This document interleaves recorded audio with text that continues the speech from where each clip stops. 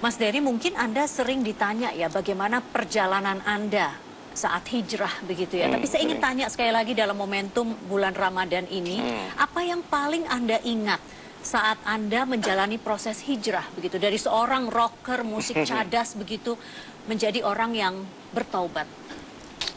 Sebetulnya asbabnya itu banyak. Saya di Bali itu seperti dikepung oleh hidayah. Dikepung hidayah. Dikepung berarti dari hidayah. Dari mana-mana. hidayah. Jadi saya duduk di toko didatangi sama orang, bicara kebesaran Allah. Bahkan tuh yang datang tuh dari seluruh dunia. Kan di Bali kan ada, kita tuh tempat turis kan, semua bule datangan. Ini Bahkan kita bicara tahun berapa ya? 2000-an, tahun 2000. Jadi itu membuat saya berpikir. Apalagi ada beberapa orang da'i yang sengaja memang datang. Nggak ada yang dari South Afrika. Saya ingat waktu itu ada yang dari Australia, dari Inggris, dari Malaysia, seluruhnya. Karena di Bali itu orang Islam sedikit, maka setiap ada dakwah-dakwah, orang-orang dakwah itu datang, orang tablik datang, saya pasti didatangi. Dan mereka bicara sangat sederhana.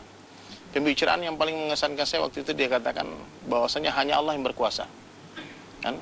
Saya waktu itu masih jauh lah dari mendengar nama Allah. Apalagi di Bali tempat saya tinggal itu nggak kedengaran azan. Tiba-tiba ada orang datang menyeru membesarkan Allah di studio tempat saya manggung, di kafe-kafe. Nah, itu pembicaraan yang menggetarkan hati saya waktu itu. Dibilang hanya Allah yang berkuasa, selain Allah nggak kuasa. Selain Allah itu berarti saya juga nggak kuasa.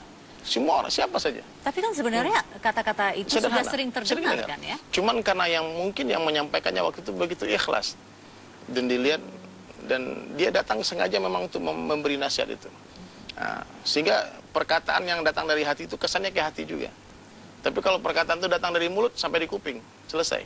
Terus dibilang, dan saya ingat satu persatu, teman-teman saya yang dulu masih main metal-metal, yang mati itu udah banyak. Yang matinya, naudzubillah, hampir sebagian besar itu su'ul khatimah, nggak jelas. Ada yang mati narkoba, ada yang mati bunuh diri, macam-macam. Ya Allah, saya bilang, dan suatu hari saya pasti mati juga. Nah, itu membuat saya itu berpikir dengan adanya dakwah itu. Nah. Tapi kondisi batin Anda saat itu, pada saat mendengar ungkapan itu kondisinya sedang apa? Sedang ya? happy-happynya. Tidak ada masalah. Nggak ada. Saya waktu tidak dapat merasa hidayah. kosong begitu mungkin. Nggak. Saya waktu dapat hidayah itu saya merasakan di saat puncak keduniaan saya.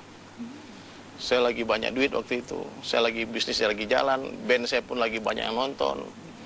Wah, waktu itu masih muda-muda, masih keren-kerennya, teman banyak.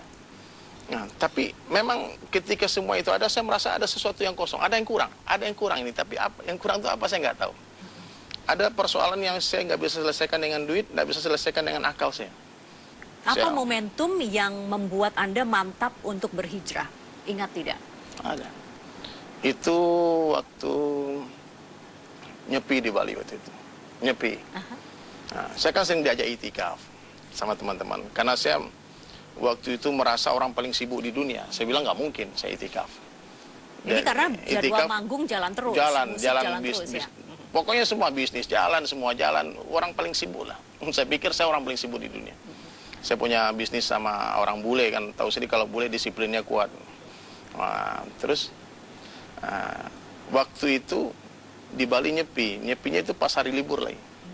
Nah, jadi momentumnya itu kan teman tuh mengajak itikaf 3 hari di masjid. Bagi saya waktu itu mustahil saya bisa 3 hari di masjid tanpa mengurus dunia. Dibilang matikan handphone, kita fokus pikir akhirat, kita latihan. Karena agama ini pun bukan hanya sekedar mendengar, tapi kita harus belajar mengamalkan.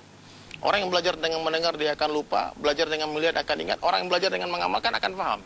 Jadi ente harus belajar mengamalkan agama. Caranya gimana? Ente mesti keluar 3 hari. Dibilang meluangkan waktu 3 hari di masjid. Saya bilang, bro, ini Bali.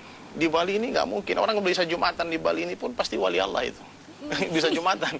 Bagaimana mungkin saya bisa 3 hari di masjid kalau setiap Jumat aja saya datangnya paling akhir, pulang paling awal. Gelisah di masjid karena hati terpaut kepada dunia. Nah, waktu momentum itu tahun 2000 itu pas nyepi itu. Saya bingung, nyepi kan nggak boleh nyala lampu di Bali semua kan. Saya kalau keluar daerah jauh juga, malas juga kan. Nah, waktu itu ada teman-teman dakwah itu bilang, ayo kita di masjid ya. Nah, itu bilang baik. Mungkin di masjid ini solusi untuk biar nggak terlalu sepi di rumah kan, saya ke masjid. 3 hari pertama itulah saya rasakan di masjid kan. Hari pertama saya gelisah.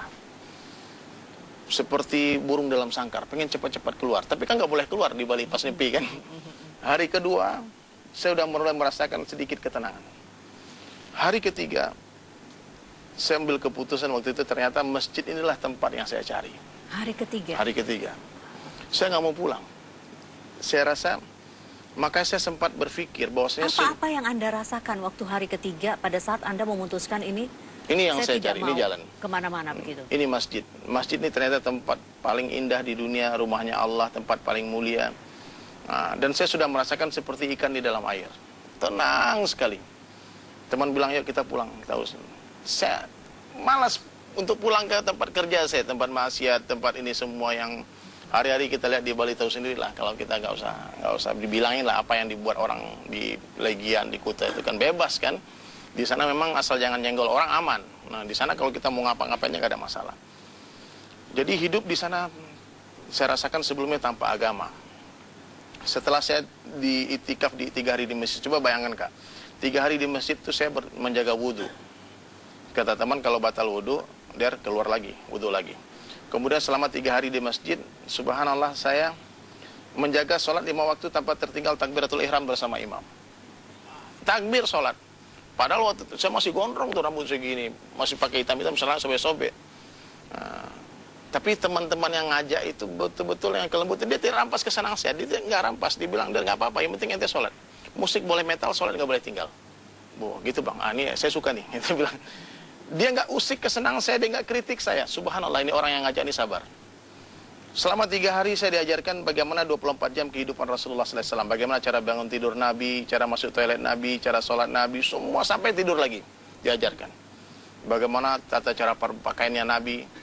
Selama 3 hari di masjid, itu Kak, saya rasakan Masya Allah. Ternyata orang yang satu-satunya di dunia yang pantas diidolakan itu Rasulullah. Saya ambil keputusan, saya potong rambut saya waktu itu. Perubahan saya itu bukan evolusi, tapi revolusi. Tiba-tiba berubah gitu. Terus yang di rumah bagaimana? Ya, dia udah capek juga saya metal-metal kan. Oh, kan metal. berarti dia menyambut dengan senang hati ya, justru. Memang begitu? istri cuma berdoa terus sama Allah supaya saya dapat hidayah kan gitu. Oke, doa istri di sini juga berperan nih sepertinya semua. ya. Saya pikir seluruh dunia ini semua wanita pasti pengen punya suami yang soleh, punya suami yang rajin ke masjid pasti. Nah, jadi memang saya disupport memang sama istri untuk mendekat kepada Allah. Karena dia tahu betul bagaimana tidak enaknya punya suami yang nggak ada agama kan. Kadang pulang, kadang enggak, kadang di kafe, macam-macam lah. Mas Dery, pernah tidak ya dalam perjalanan gitu ya, Anda bertanya, kenapa saya yang dipilih ya? Begitu. Iya. Kenapa saya? Begitu. Iya, tapi saya rasakan, saya dapat jawaban kenapa di Bali itu, ataupun di mana-mana saya lihat, banyak teman-teman yang dipilih itu, 2 saja mungkin alasannya, saya rasa. 1? Karena dia memang orang baik. Ada kebaikannya Allah sukai. Yang kedua, karena dia ini terlalu nakal. Terlalu nakal sehingga dosanya nggak bisa dihapuskan dengan sekedar istighfar dan taubat. Kalau Maka Anda harus, masuk kategori yang mana? kayaknya yang kedua. Yang kedua ya. Nggak tahu. Oke. Mas Dery Sulaiman, terima kasih telah berbagi cerita di Sudut Pandang. Subhanallah. Sama-sama, Kak.